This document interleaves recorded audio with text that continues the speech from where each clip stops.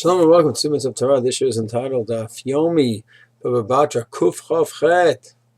Gemara talks about those people that cannot testify with each other, against each other, cannot be eidim with each other, or can testify one against another one in court, because they are krovim, relatives to each other. So what does that mean, relatives? At what point is someone a relative that he cannot testify?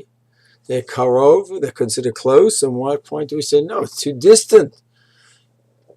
The joke goes with Rav Yasha, supposedly, he was told once about a relative that was born, a great-great-grandchild, and didn't react.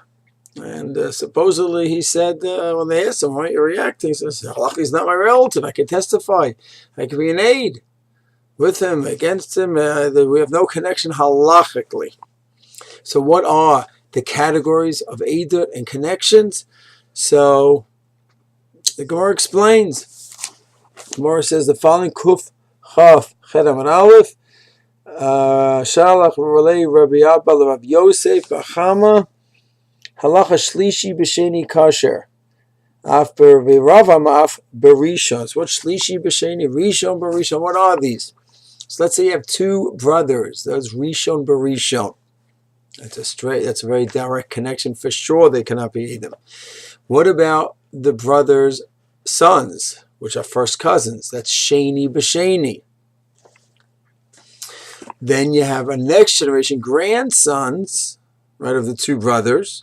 That's Shlishi B'Shlishi. So now, can the Shlishi, the grandson, testify against the Sheni, his father? Of course not. Can he testify against his grandfather? No, that's a Shlishi and a Rishon. But what about the grandfather's brother, his great uncle? That's a really interesting discussion. Shlishi and a Rishon, but not direct up, but to the side. So there's some say that would be fine. So one could testify. There could be Eidut from a grandson to his great uncle, not his grandfather. Others argue. In the Shulchan Aruch and Lamed Gimel, the Shulchan Aruch brings down the different opinions. The Ramah actually is machmir.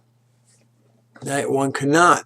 Shulchan Aruch does say, what about a father to the son's son's son? So it's not shlishi, it's not 3 generations, it's a 4th generation already. Shulchan Aruch says that case halachically could be aided in such a case.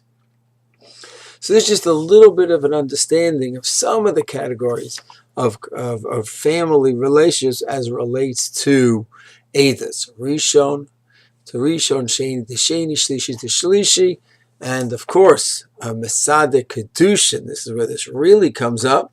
You have the halach in Choshen Mishpat Lamed Gimel, and Even HaEzer Membet, where Mesadeh Kedushin has to be very careful to check out the Eidim, to make sure that the Eidim are not krovim in any way halachically to each other, and certainly not to the Chatan and the Kala. Shalom.